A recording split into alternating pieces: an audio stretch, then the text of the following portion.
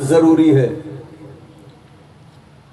میں کہا کرتا ہوں دنیا میں کوئی ایسی این جی او دکھاؤ جو دینی مدارس کے بالمقابل ہو۔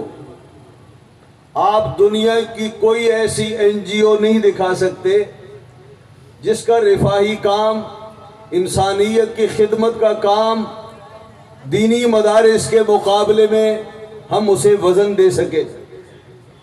دینی مدارس میں آنے والا طالب علم پہلے دن جب وہ آتا ہے اس کا سینہ، اس کا دماغ علم کے نور سے خالی ہوتا ہے۔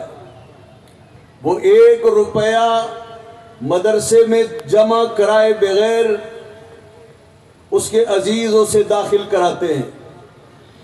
ماہانہ فیس، ٹیوشن فیس، داخلہ فیس، کچن کے لیے فیس،